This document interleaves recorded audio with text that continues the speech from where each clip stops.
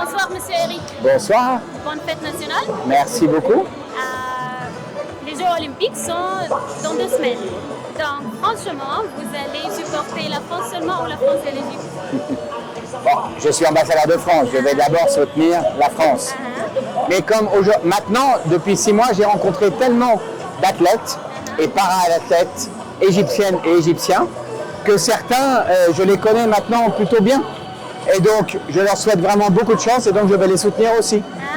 Ok. Après que vous avez rencontré les athlètes égyptiens, vous pensez que l'Égypte peut attribuer combien de médailles dans les Jeux Olympiques? Alors ça, c'est vraiment difficile parce que je ne suis quand même pas un spécialiste de toutes les disciplines. Mais ce que je sais, c'est que c'est la plus importante délégation d'athlètes aux Jeux Olympiques de l'Égypte depuis le début des Jeux. Il y a plus de 160. Il y a plus de 60 para-athlètes. Donc ce sont des délégations pour les Olympiques et les Paralympiques qui sont très importantes dans plein de disciplines avec de vraies chances. Et donc je vous souhaite bonne chance. Après, c'est très compliqué de faire un pari. Ok. Alors, l'Égypte est le plus fort pays dans quel sport? Alors, parmi les sports olympiques, je sais que vous êtes fort en pentathlon, vous êtes fort en handball, vous êtes fort aussi en football. Je sais qu'il y a d'autres disciplines aussi où vous êtes, par exemple, le sailing, la voile. Voilà, j'ai rencontré, quand j'étais à Alexandrie il y a quelques jours, j'ai rencontré 3 sélectionnés olympiques en voile qui vont être aux Jeux Olympiques, là, qui sont arrivés en France. Et donc voilà, je pense qu'il y a plein de disciplines où vous avez de bonnes chances. Et je pense que j'en ai oublié, pardon. Je sais aussi que vous avez des gens qui sont très forts aux haltères, y compris d'ailleurs chez les para-athlètes. Donc, encore une fois, très bonne chance. Merci. Et la France va attribuer combien de médailles d'or?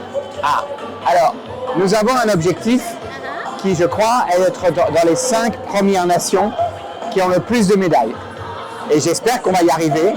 C'est possible, mais c'est difficile. Parce qu'évidemment, il y a les meilleurs athlètes et para-athlètes du monde entier. On a des gens qui ont des grandes chances.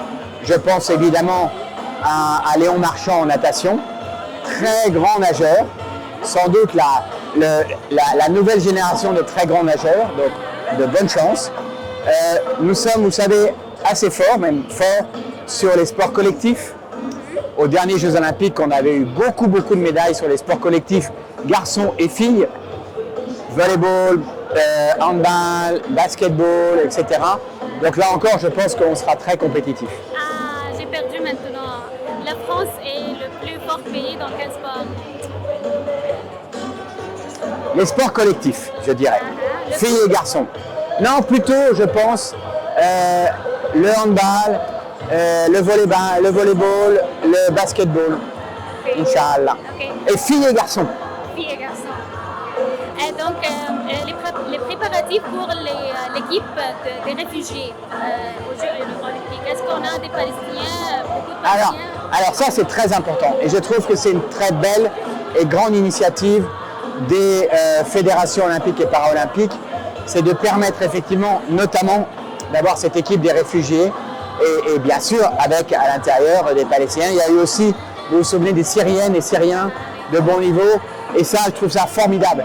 Pour moi, c'est ce qui permet aussi de montrer que le sport, c'est pas simplement de la compétition.